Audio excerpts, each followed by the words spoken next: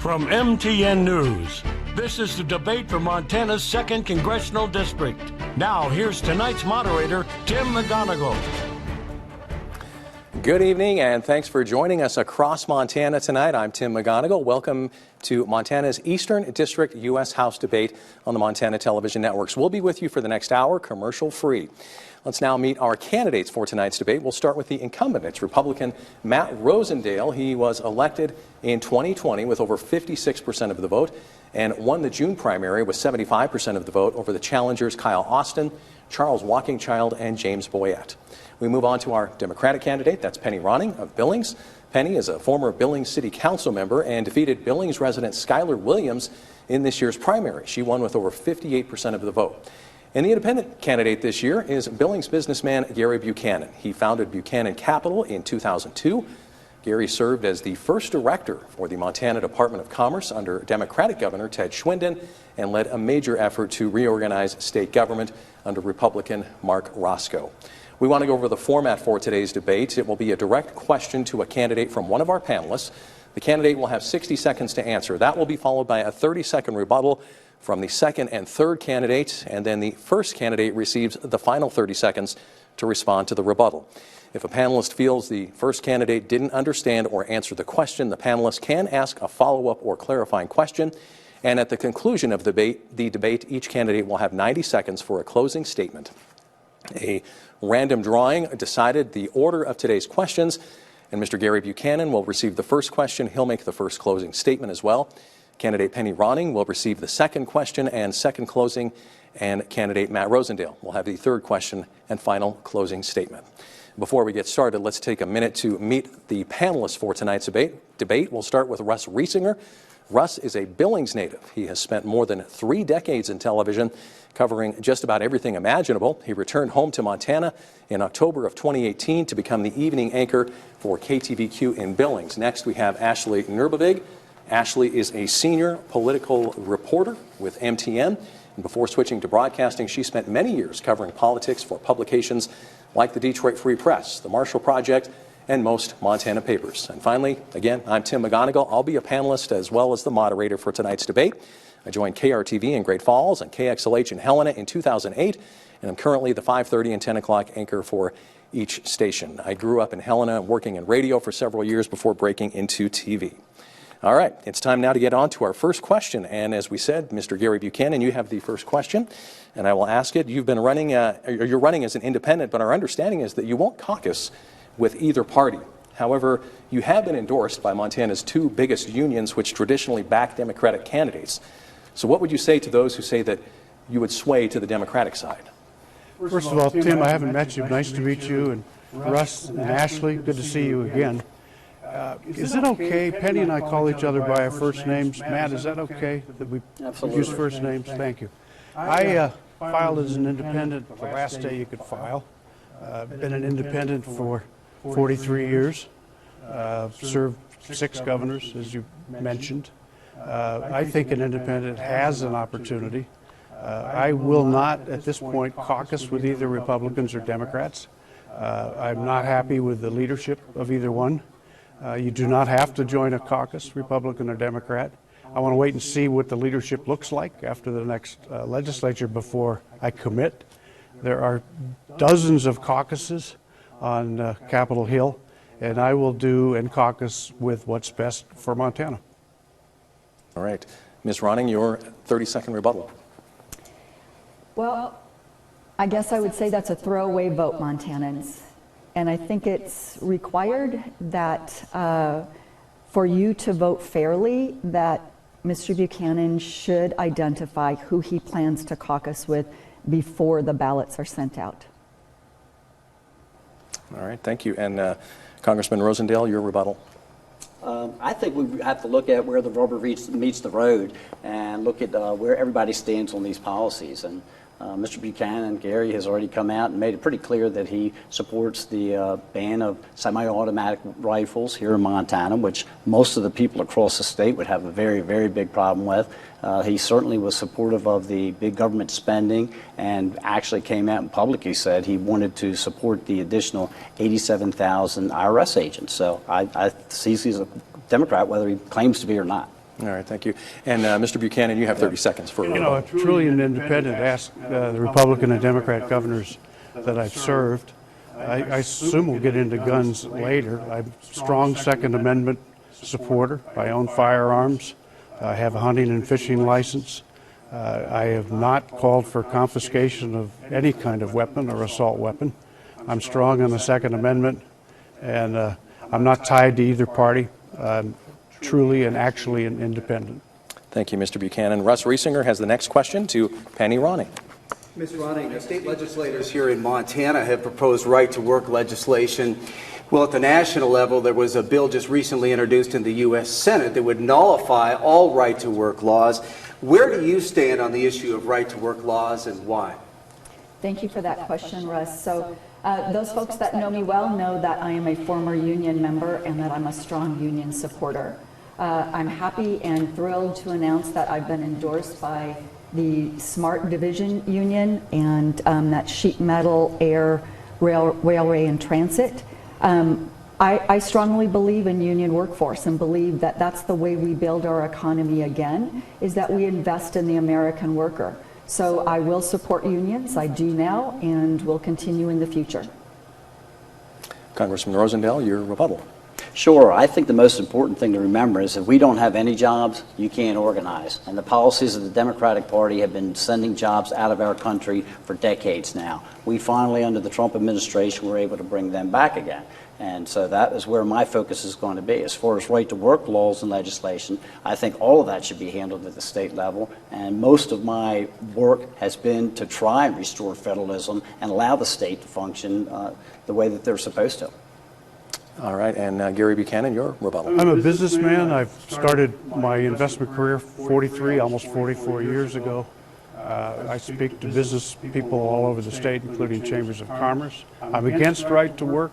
I'm for collective bargaining. I've noticed that the Republican legislators themselves don't want to deal with the issue, and I don't see any issue at the state level that is proposing right to work, but I would be against it. And Penny Ronning, you get the final word on this question. Thank you. So actually the economic policies that moved jobs overseas came from the 1980s under Ronald Reagan. And I think that's important to always remember, is that Democrats have been the strong supporters of unions and union wages that lift the wages of all American workers. Thank you. Ashley Nurbovig, you have the next question to Congressman Matt Rosendale. Hi, Congressman. Do you support the Republican bill in Congress to create a national ban on abortion after 15 weeks with exceptions for rape, incest, and life of the mother? And if so, how close to death does a woman need to be before an abortion is appropriate? Thank you, Ashley. I do appreciate that question.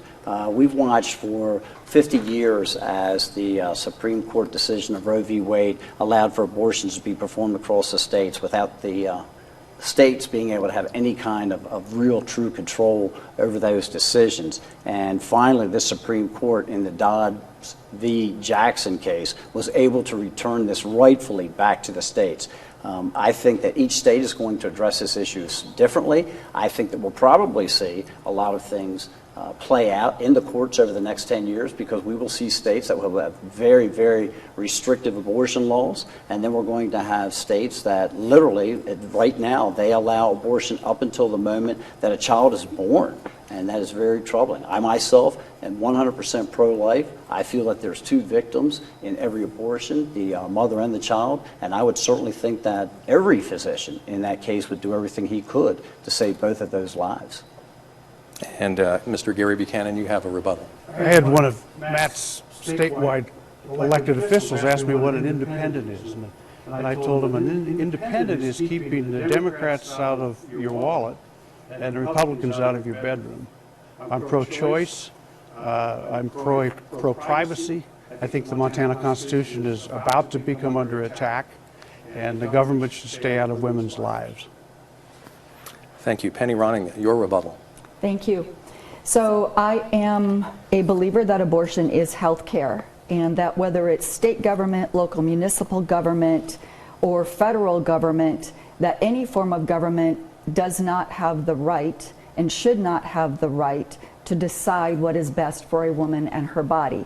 That should be the choice between that woman and her medical provider over what is the best medical decision.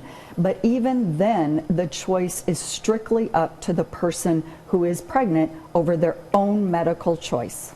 Thank you, Ms. Ronning. And Mr. Rosendale, you have the final 30 seconds. Thank you very much, Tim. Again, I'd just like to reiterate, this is something that has been turned over to the states. I'm glad, I think rightfully so, it was turned over to the states. I do believe, to reiterate, that there are two victims in this situation. We have a mother and we have a child. I support the pregnancy crisis centers all across the state to make sure that we can continue to nurture both of them as they move forward. And I believe, Ashley Nurbovig, you have a follow-up. Yeah, I'd just like to clarify, do you believe that it is more important to allow a pregnancy to continue even if it threatens the life of the mother for the chance of the child to live? Or do you believe that a woman can decide how far she'd like to risk her life for a pregnancy? Again, when it comes to a situation where you have this issue to reconcile, I believe that is something between the woman and her doctor. It's going to be, but we do have two lives. Let's not mistake it. There are two lives there that are in jeopardy, and I think we need to do the best that we can to preserve both of those lives. All right. Russ Reesinger to Gary Buchanan. Yeah, Mr. Buchanan, we're going to stay on the topic of abortion for just a second. Can you tell us a little bit more about how you came to your beliefs on abortion? Well, my wife and I have supported Planned Parenthood for probably 20 years. I find it ironic that Lindsey Graham now, Matt, you're talking about it being states' rights, that Lindsey Graham wants to now make it a federal issue. I think there are state right factors, but if Lindsey Graham is going to vote and codify anti-abortion laws at the state level, I would, if I was in Congress, vote to codify Roe versus Wade. And Ms. Ronning, your rebuttal. Thank you. In the history of our country, men have never been held legally responsible for the pregnancy that a woman has. A woman has been completely responsible for that pregnancy financially all the way around. And there's just no equality there, and it's time that we start talking about reproductive equality in a serious nature, in a serious conversation. Mr. Rosendale. Thank you, Tim. I find it fascinating that we have all this technology and we can see that this is a living being.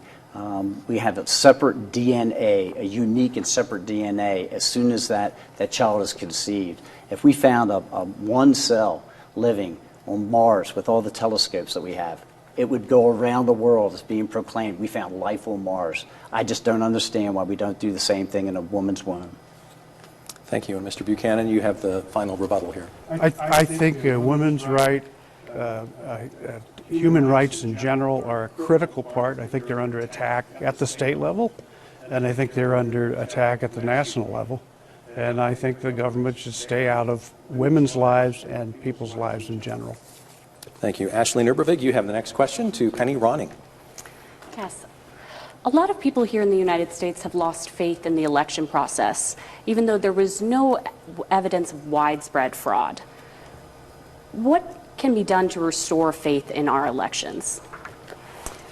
It's a great question. And my answer is that we need to start believing in one another again. And I realize that we're at a news station here and we're being interviewed by media. But I also think that we need to re-examine the Fairness Act, and that we need to understand that what we watch on TV has changed since the Fairness Act, again under the Reagan years, was eliminated. And our news has become more about punditry than it really has been about the delivery of real news. The real news is that there was no election fraud, that our election workers are our neighbors. Those are the folks that we live with in our own community, and it's time we start trusting our community again.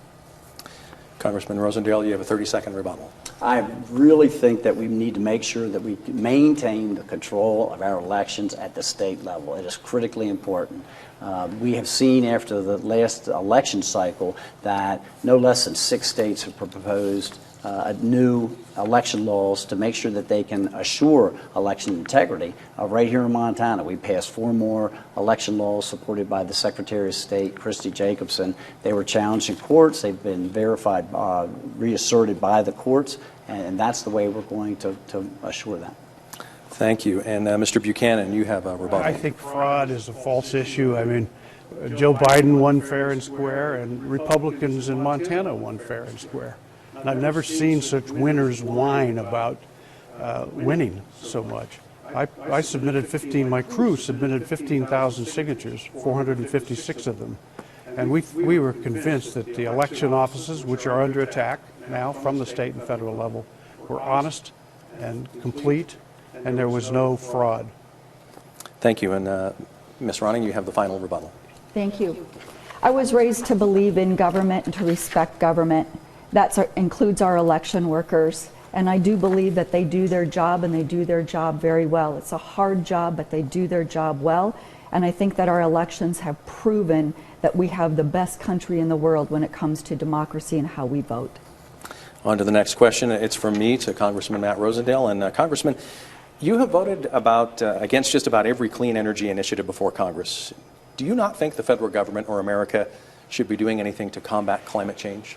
What I absolutely believe, Tim, is that we are doing a lot to address climate change, and that the best way for us to do that is to make sure our businesses who have the best innovation and technology available to them are the ones that are able to pursue it. What I don't believe is that we should put additional regulations on our businesses to keep them from being able to compete equally with the rest of the businesses across and industries across the globe.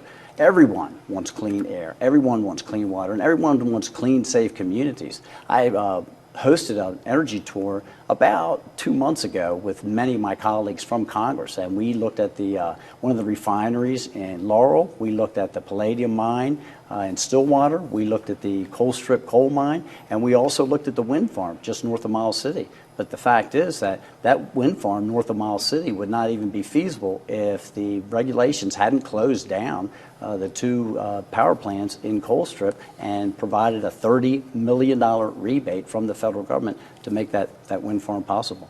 Okay, thank you. Mr. Gary Buchanan, your rebuttal. I have served agricultural and business clients for 43 years. I don't find any more climate change deniers. There used to be deniers. I think every farmer, rancher, and businessman, businesswoman in the state believes in climate change. There are some impressive things going on. The Calumet refinery here I met with the other day. And while they're producing diesel and gasoline, which I think we need for quite a while, they're also expanding a $100 million plus renewable diesel effort.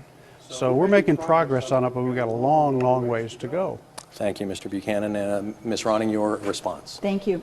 So climate change is real, and it is something we have to address. We only have to look at Florida today and the recent flooding that we had in south central Montana to understand that climate change is real, and we do need to be aggressive in how we go after this and how we turn the tide on this. I just met last night with the Montana Petroleum Association and learned what the refineries are doing to improve their aspect and their fight in climate change. So I see that technology has helped in this fight, even within our refineries and with our coal plants. And I'm excited about things that are happening within agriculture and the way the state of Montana is addressing climate change. Thank you, Ms. Ronning. And Congressman Rosendale, your final rebuttal. Again, everyone wants clean air. We want clean water. We want safe and clean communities, and we're doing that. And our businesses and industries are doing it better than anyone. What I'm really pleased to see is that we're finally starting to investigate the opportunities with nuclear energy again. We haven't even looked at that for about 40 years, and the advances that have taken place can literally give us the ability to build micro plants close to communities so that we have a zero carbon footprint and zero emissions, and that's a good thing. Thank you. Ashley Nurbovig, you have the next question to Gary Buchanan. Yeah, and again, staying on the topic of climate change, can you talk a little bit about how we balance the priorities of climate change with economic priorities, in particular in somewhere in eastern Montana where there is so much opportunity for oil and gas drilling? Well, I come from Billings, which is an oil and gas town in a lot of ways. I think for the foreseeable future, at least for the next 3 or 4 years, I think we need to continue to drill oil and gas. I think we need to stay energy independent. I don't want tanks in Ukraine running out of gas, and I don't want to see a spike up in gasoline again. But we have to be serious. I led the Clean Water Initiative several years ago. My house was vandalized by a gold mining group, and my business was boycotted. So I'm a champion of clean water. I've received a number of national awards for my effort. So I have the credentials, I think, to continue to lead from an environmental standpoint. But in the meantime, we have to have energy independence, and that's why I'm so impressed with, like Penny has just said, impressed with the way refineries have started to move to some new renewable sources. Penny Ronning, your rebuttal. Thank you. Well, I led in the City of Billings Energy Conservation Board, and I'm very proud to say that Billings has been recognized as one of 120 cities nationwide as leading the way in energy conservation and the work that we're doing. I do think that we can look to our agriculture, which is so predominant in Congressional District number 2, and the work that they're doing in regard to climate change. It's truly impressive, and I think we only need to look to agriculture as leading the way. Congressman Rosendale. Thank you so much. We cannot ignore the need for base load power generation. In February of 21, we had a terrible storm rage from Canada all the way down to Texas, and it froze the wind turbines. There was no wind blowing, and we had major outages from one end of the country to the other. I happened to be in Macomb County and spoke with the Macomb County Co-op, electric co-op, that very day, and they literally had a blackout, a time blackout, because of the participation they had with the other co-ops, and we cannot have that. Thank you.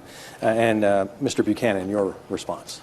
I think we absolutely need wind and solar energy and other forms of energy. I just met recently with a union member. I went down to Colstrip, and I think Colstrip is in a transition. Even the union members down there, part of the AFL-CIO that endorsed me, realizes that we are in a transition, that we're eventually going to have to do without coal power. Right now, I think we need it, and I hope when we move on to renewable energy and we move on to cleaning up the ash ponds at Colstrip, that we hire the workers that are in Colstrip now to help move Colstrip ahead in terms of helping its future economy. Thank you, Mr. Buchanan. My question now is to Penny Ronning. And as we've seen, wildfire season in Montana isn't just during the summer months anymore. Do you think that the federal government should be doing anything different to manage forest fires? Thank you for that question. And speaking of fires, I want to extend my heartfelt condolences to the city of Great Falls for the recent loss of your firefighter, Michael Kuntz. My heart goes out to his family and to all of the firefighters here. Yes, absolutely, there are things that we can be doing to address the forest fires, and that also comes back to what we were just talking about in regard to climate change. Those are things that we need to be addressing because we're seeing those weather patterns throughout the country, whether it's lightning or whether it's human-caused. These are things that we need to be addressing at the government level in regard to resources that we're providing at the state level, the municipal level, and to the actual firefighters doing the job. Congressman Rosendale. Thank you so much. What we have to do is have much better forest management practices. I introduced legislation last year, 2 pieces. One for the FUR Act to make sure we could overturn the Cottonwood decision, which starts the clock over time and time again when people are litigating these forest timber sales. And the other was the Forest Management Litigation Act to make sure that we could basically work on trying to clean up some of the guarantees that were put in place by the Equal Access to Justice laws. Right now, we have 28 different forest sales tying up 30,000 acres of quality timber that could be harvested. Thank you, Mr. Rosendale. Mr. Buchanan, your rebuttal. I think what we can, in terms of fire, I mean, just yesterday, Matt, you voted against a bill that had money for fire protection, as well as helping Ukraine. And I think sometimes you got to vote what you think and vote for what you say you or say here. Thank you. And Ms. Ronning, your final rebuttal. Thank you. I would like to remind Mr. Rosendale that he voted against protection for federal firefighters. He's voted against almost every single piece of legislation when it comes to actually helping Montana. Whether he introduces legislation or not, the important thing is he's got to be able to get something out of a committee, and he's not been able to do that. So to say he's introduced legislation, I think is null and void to the subject. Russ Reesinger, you have a question now for Congressman Rosendale. Yeah, Congressman, do you support an investigation into the meat packers for price fixing? And should Congress do more, if anything, to help our ranchers get a fair price for their cattle? Thank you so much, Russ. I think this goes directly to a lot of the inequities that are taking place, not only within the country and the big businesses that are controlling those sales, the four big packers, but also the trade agreements that we haven't been able to get negotiated for some of the trade going overseas.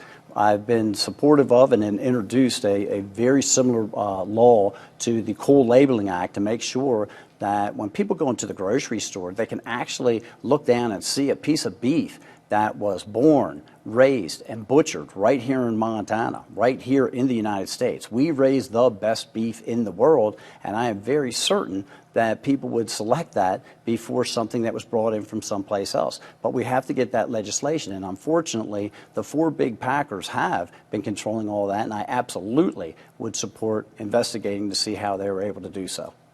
Thank you. Mr. Buchanan, your response. Well, I think a U.S. Congressperson can initiate antitrust performance. We have four companies that control the grain price, 85% of it. And we have four packing companies that control 90% of beef. I'm for country of origin labeling, and I'm also for a program that will put more investigators, attorneys in the Department of Agriculture to oversee some of this problem that's very widespread. Thank you. And Ms. Ronning, your response. Thank you. I am for country of origin labeling as well, and am for the family farmer and rancher. We've lost too many of our family farmers and ranchers already due to the fact that they don't have a fair price in the marketplace right now. Do I agree with investigators searching and researching into the meatpacking situation? I absolutely do. We have to get back to where our family farmers and ranchers are able to produce the quality of beef that we know Montana has. Thank you. Congressman Rosendale, your 30-second response. Sure. This is another demonstration of why this one-party control over Washington, D.C., the Democrats, they've got control of the White House, the Senate, the House of Representatives, where a lot of stuff doesn't get through. In the state legislature, we were used to every single bill receiving a hearing, but we don't have that luxury in the United States House of Representatives. The Democrats have complete control over that, and they're the ones that are keeping this from happening. And as far as having additional investigators, we know that Gary would like to have additional investigators. He voted for or supported 87,000 more IRS agents. Thank you. My next question is to Gary Buchanan. And Mr. Buchanan, we've just endured the COVID-19 pandemic. So in your mind, what, if anything, can Congress do to be better prepared the next time this happens? Well, I think we're unprepared now. I think at both the federal and state level, we have to quit attacking health professionals. In Billings, a senior senator of Matt's party recently visited with young doctors. And he stood up and he accused these young doctors of falsifying death certificates to raise money for the hospitals. He went on to say that kale, the vegetable, K-A-L-E, was better than the Merck therapeutic.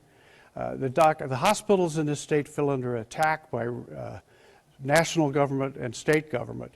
The two hospitals, I served on both hospital boards in Billings, have had to triple their security costs because of the anger that the national and state governments are creating against health care. That's got to stop. Thank you. Ms. Ronning, your rebuttal. Thank you. While I was serving on Billings City Council, I was privileged to be part of a weekly conversation with different members of the White House administration on the pandemic. And every week I got to hear from different department directors within the White House and the administration on how COVID was being handled at the time. And at the time during those conversations, there were definitely differences of opinions just within the White House alone. So when it comes to government, it's time that government starts actually communicating with one another at all different levels, and that we also are a country that believes in science. Science has been remarkable in what we've been able to discover and what we've been able to do as a country, and we need to trust that that's what we're doing within our medical professionals as well. Thank you. And Mr. Rosendale, your Thank response. you, Tim. When the pandemic first came out, I was acting as the insurance commissioner for Montana, and I had to send 60 of my 65 employees home to work from home, and we were able to do that and still manage all of our work. But the next thing I did is I came in every day was to contact daily with the insurance companies and with the providers to make sure that we could keep people healthy, that we could distribute the care that they needed. And we did all of that without a single mandate. What we did learn is that we have to focus more on treatments and that we have to focus more on making sure that the PPE and the other products that we need to address any of this are manufactured right here in the United States. Thank you. And Mr. Buchanan, your response. The last legislature passed House Bill 702, which I think has hurt every hospital and health provider in the state. We have regional public health officials and county public officials resigning because of this attack. 702 actually told me as a business person that I can't quarantine people, that I can't require even measles, mumps, chickenpox vaccine. It was a misguided attempt. The governor of South Dakota and the governor of Idaho vetoed this kind of nonsense, and that bill has really hurt this state. Thank you. Russ Reesinger, you have the next question to Penny Ronning. Yeah, Ms. Ronning, the pandemic and other stressors have caused a real spike in mental illness. And we know Montana already has an alarming suicide rate, particularly among our veterans. What more can Congress do to help with this problem? Thank you for that question. Mental health, we have to start destigmatizing the conversation of mental health, the idea of mental health, and understand that it is a medical concern just like cancer, just like diabetes, and we have to start funding it just like the other issues that I just mentioned. Mental health in regard to, oftentimes we hear about the southern border from Mr. Rosendale and the threat of the southern border. Well, the reality is that mental health and substance abuse right here in our own state is what needs to be addressed and what needs to be adequately funded to reduce crime, to reduce the substance abuse addiction that we see prevalent within our country and within our state. If we adequately fund treatment programs like we fund cancer, like we fund diabetes, like we fund liver illness, we can start to address mental health issues. Thank you. Congressman Rosendale, your response. Sure. I served on a private mental health agency for their board of directors for several years. So I saw a very full spectrum of mental health problems and conditions, from people that just had a chemical imbalance that was triggered when they became an adolescent to people that had substance abuse problems that caused these issues. So I've seen a lot of different things. When I was the state auditor, I supported parity in mental health treatment with physical conditions, and I've in Congress supported several pieces of legislation to make sure that we can get adequate mental health treatment out to the community. Thank you. Mr. Buchanan, your response. I attended the suicide walk and supported it for a 3 years. I had a direct problem because I lost both my mother and my sister to suicide. It's been a long time. The pain still stays, and I enjoy helping people try to get through the phase of coming around for it. I think the mental health situation at the state hospital is a crisis, and I think it should be addressed as a crisis and not just postponed till next year. Suicides are far more suicides than there are overdoses from drugs in Montana, and it has to be dealt with. Thank you, Mr. Buchanan. And Ms. Ronning, your response. Thank you.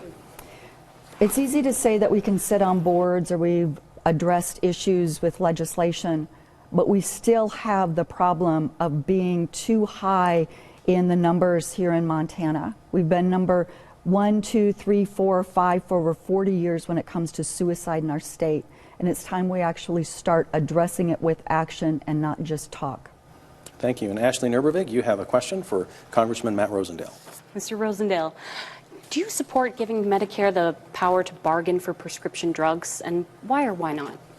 I do, and I'll tell you, the prescription drug problem, again, when I was the insurance commissioner, I did an incredible amount of research to find out why was the prescription drug portion of our healthcare growing faster than any other segment. And what we discovered was there's these brokers that participate in the middle between the insurance companies and the pharmacist and the consumer and the actual drug manufacturers. They're called pharmacy benefit managers, and they are taking billions and billions of dollars out of the industry and not providing any service for that whatsoever. We also discovered that they literally are bound because of these secret contracts that are keeping us from going in and exposing it. I tried very hard at the state level to expose this information. I was able to get legislation passed through. The governor vetoed it. Governor Bullock vetoed it at the time. So we're working right now to do the same thing at the federal level. Thank you. And Mr. Buchanan, your response. I voted against Build Back Better because I thought it was too inflationary. But I do like what ended up, which is the bill, I think it's misnamed because I don't think it has much to reducing inflation. But it has 85% or so for climate change. And then it's voted, part of that bill helps prescription drugs.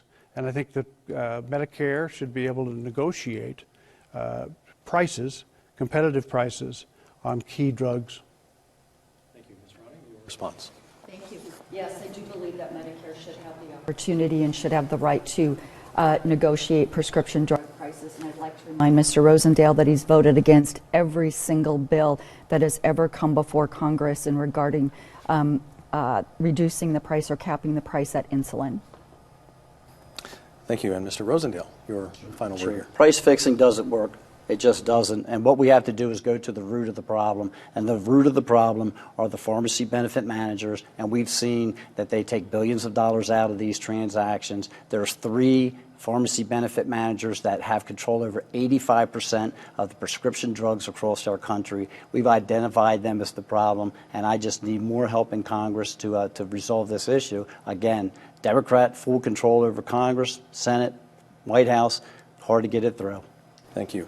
Russ Reesinger, you have the next question. It goes to Gary Buchanan. Yeah, Mr. Buchanan, many states, including Montana, have now legalized recreational marijuana.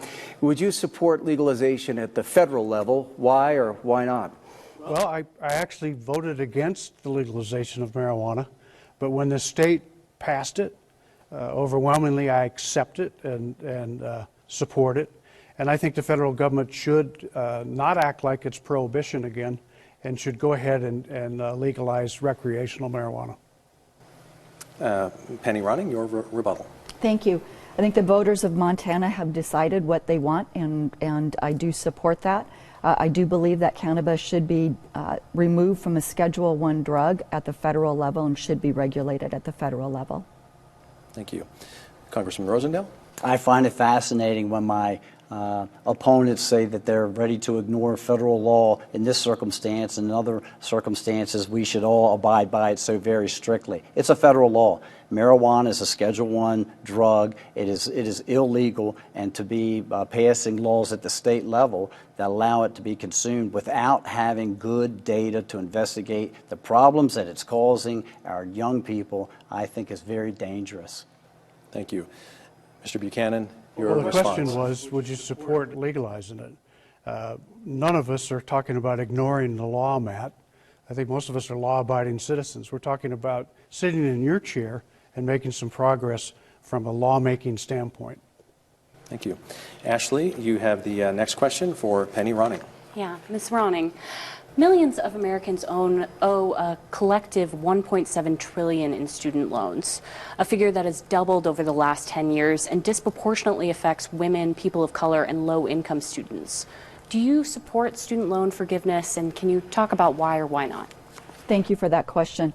I do support student loan forgiveness. When I first went to college after I graduated high school in 1980 from Billings West High, I went to Montana State University, and at that point my tuition was affordable. I could work a job and help pay for that tuition. When I returned to school in my mid-30s, a number of years later, the tuition had dramatically changed. When I went and got my master's degree in my 40s, that tuition had dramatically changed. What we have now is a tuition so high that that folks cannot get out from underneath it, especially young people and those non-traditional students that already have responsibilities, whether it's a mortgage or child care, that is in addition to that educational loan that they've got now. We need to be able to afford education in our country. That's what's good for our country, and it's what's good for our citizenry. Thank you. Congressman Rosendale, your rebuttal. Thank you so much. This loan forgiveness program is a slap in the face to everyone who paid their student loans off, who took 3 jobs on when they were going to college, whose parents took 3 jobs on so that they could pay for their students' education. For those 50% of the population across our nation that never went to college. This is not forgiveness. This is nothing more than redirection. They didn't absorb those loans, but they're going to have to pay them off if the president has his way. And that's just wrong. Thank you. Mr. Buchanan, your response. I oppose President Biden's student loan forgiveness. I think it's the wrong time to put another $600 to $800 million in inflation. I think the economy is overstimulated. When I was a chairman of the banking board in the 1980s, we restructured loans. We worked with interest rates to save banks because it was a very serious point in our economy. And I think that that kind of thing is what you do with student loans. I do not believe that a couple earning $250,000 should be granted forgiveness. Thank you, Mr. Buchanan. And Ms. Ronning, your response. To save banks, how about we save people? How about we actually work to allow people, especially young people, to develop equity, to come out from underneath the burden because they went and got an education? To save banks, how about we work to save people? Thank you. Congressman Rosendale, my question is about guns. Why are you supporting the repeal of the federal tax on guns, ammunition, and archery equipment, which funds conservation and hunters' education programs through the Pittman-Robertson Act? I really appreciate this question because it's been floating around. What we would do is the legislation that's proposed is actually guarantee a more constant stream of revenue for the conservation programs, for Pittman-Robertson specifically. It's been averaging anywhere between $550 to $750 million a year.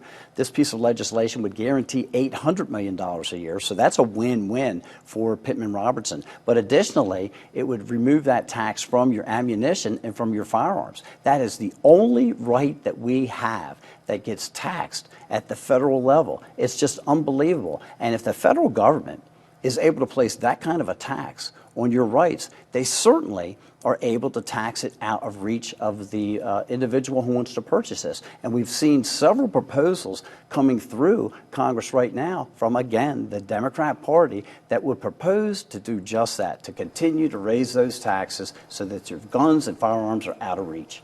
Thank you.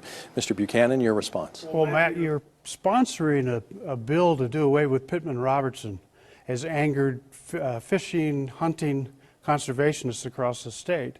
It's led to millions of dollars being given to the state for a number of hunting and angling projects. It helps fish, wildlife, and parks.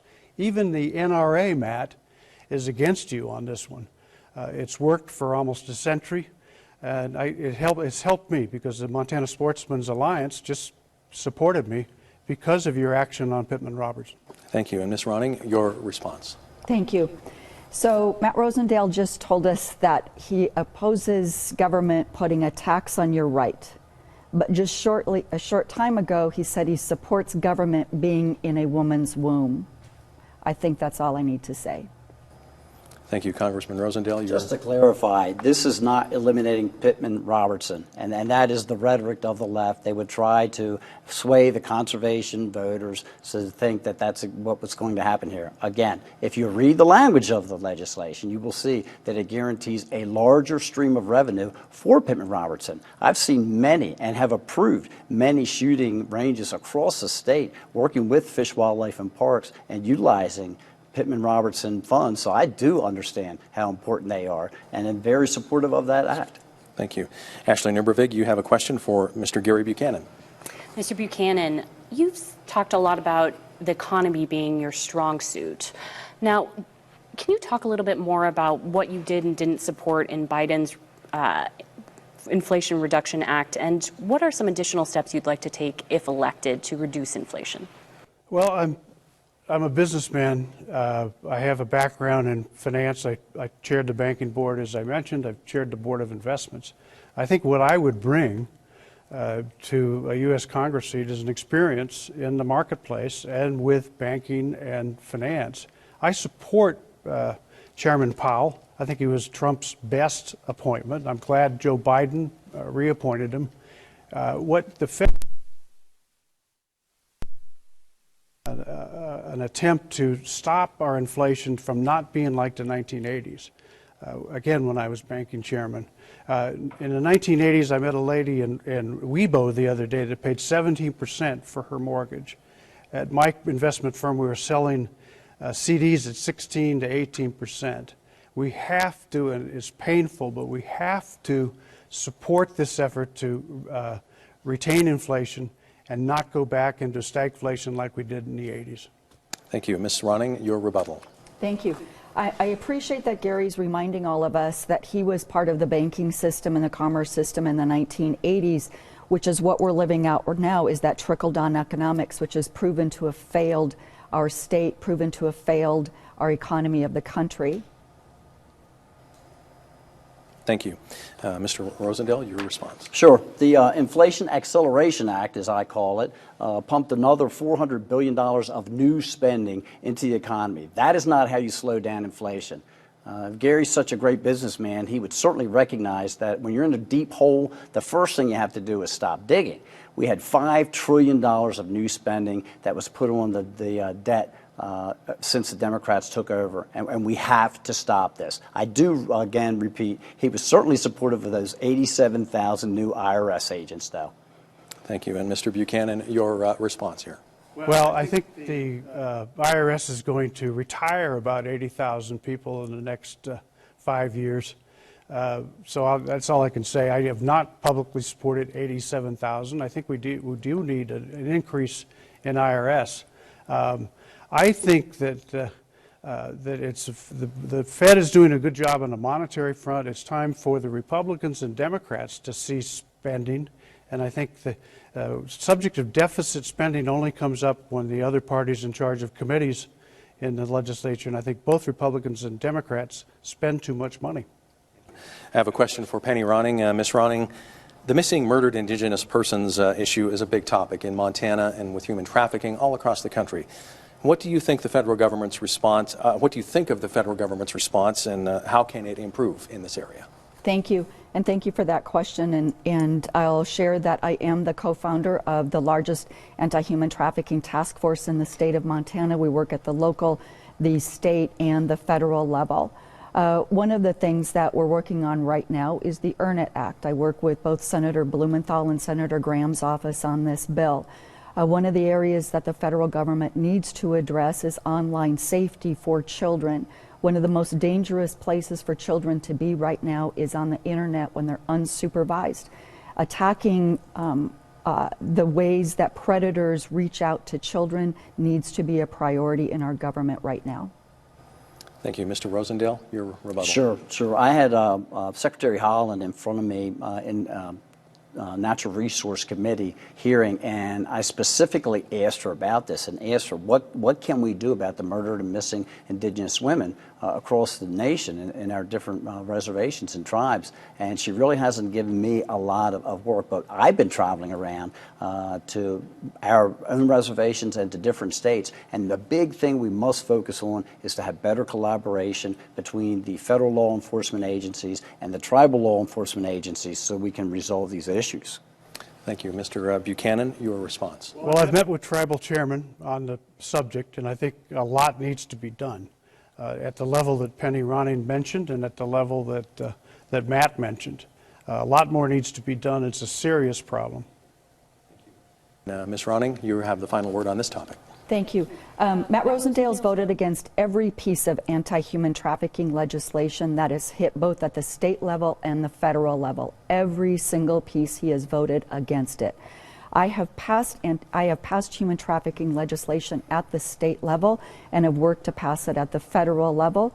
I've also passed it at the municipal level. I'm proud to say that as a Democrat, I've passed legislation in a fully controlled Republican legislative body. It can be done, and I'm proud of the work that we've done. Thank you. Russ Reesinger, you have a question for Congressman Rosendale. Yeah, Congressman, you voted no on every major Biden administration bill, including some that would provide much-needed infrastructure and other benefits here in Montana. What would you say to your critics who say that you haven't done anything positive while in office? I would say that they haven't looked at my record, Ross. What you'll see is on the Veterans Affairs Committee, I worked to bring in reforms on the IT system that they have, which is spending billions and billions of dollars so that we could redirect that back to benefits for our veterans. I supported the PACT Act, although I know that Ms. Ronning would like to talk about the first versions that came through. Actually, that's how the legislative body works. There's several versions that go back and forth, and once we were finally able to refine it to the point that it was not only going to provide those benefits to the veterans, but also identify different diseases as they went forward to make sure that they didn't have to come back to Congress again, and to make sure that they had the resources necessary to handle this additional workload that was coming through. We were actually able to bring everyone together and get that signed into law. We've done a lot of work on again, mental health, supported many pieces of mental health investments as well. Thank you. Mr. Buchanan, your response. I think it's clear, Matt, that you haven't really passed anything of substance. I was just in Havre 2 weeks ago, and you're voting against $100 million for the Milk River irrigation project, and I didn't even know about it, but I was told that by dozens of Havre residents. So you got to put your money where your mouth is, and you got to help Montanans. Thank you. Ms. Ronning? Thank you. Matt, you just voted yesterday against the help for veterans who are in need of food security. You voted against almost every single thing that comes to do with veterans, but you take credit for the legislation that gets passed by Senator Tester and the Democrats. But you have voted against everything, and I would agree with Gary in regard to the Milk River. You did vote against that, and that is the water resource for everyone along that high line from Havre to Chinook. Mr. Rosendale? Sure. I appreciate it. I do put my money where my mouth is, but I'm a very good steward of the taxpayers' dollars. And when we start looking at legislation that has the Green New Deal involved in it, it has the gender sensitivity training in it, when we see that it provides for additional expansions of government, we had $5 trillion worth of new spending that was piled up on the back of taxpayers across this nation last year. And that is not why I was sent to Washington, D.C. I think that the people across the state of Montana have asked me to stand up and be their voice and not to just sign off on a piece of legislation so that they can get a crumb off of the table. Thank you. We have time for one more question, and we need to keep it quick. So, Russ, you're going to ask Mr. Rosendale. Okay, Mr. Rosendale, what do you feel like is the biggest threat facing America right now?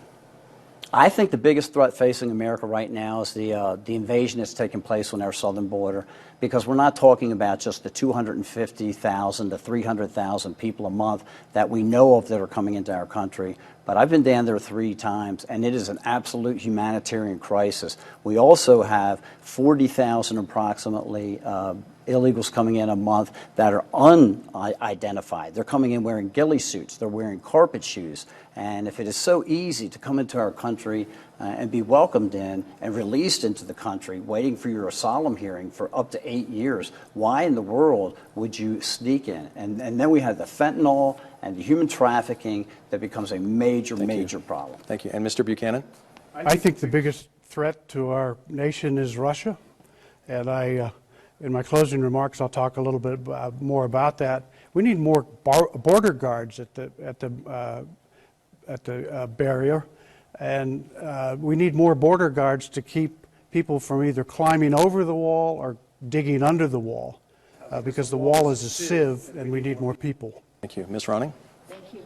I think the biggest threat to our country right now is the threat on our democracy, what we've seen internally with the insurrection, what we see with the divide amongst Americans. I think the biggest threat we're seeing globally is the fight on democracy and how we as Americans are supporting one another in that fight against democracy. Thank you. We need to get to our closing statements. You're going to each have 90 seconds. Mr. Buchanan, you are first. I filed when shame overplaced embarrassment. And when embarrassment was replaced by shame was when Matt voted against commending the police force, which saved the Capitol and likely his colleagues from an insurrection.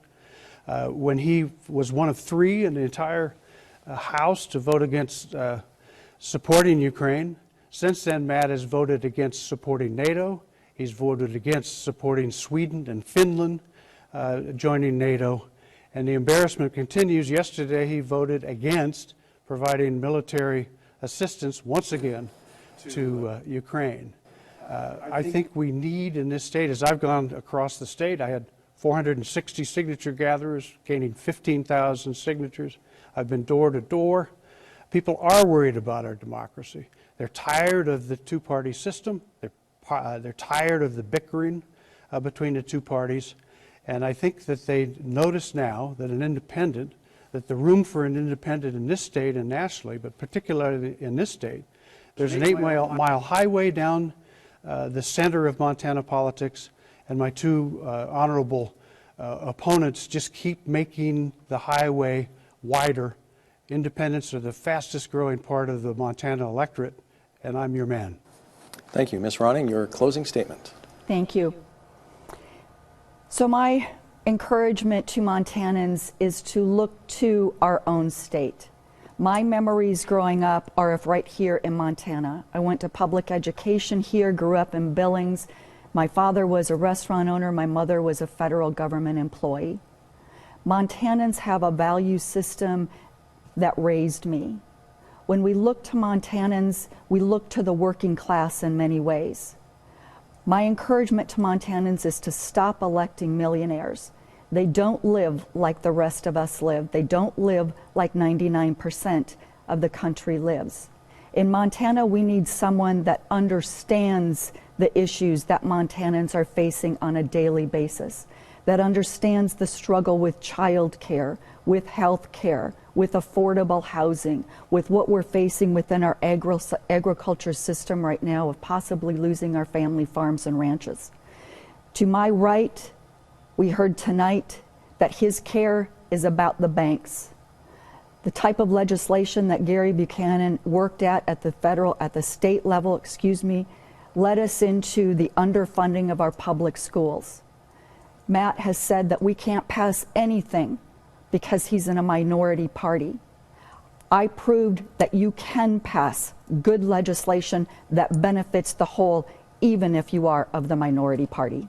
Thank you. And Mr. Rosendale, your final statements. Thank you all very much for hosting this tonight. I think it's great that the general public can hear the ideas amongst us and how they differ.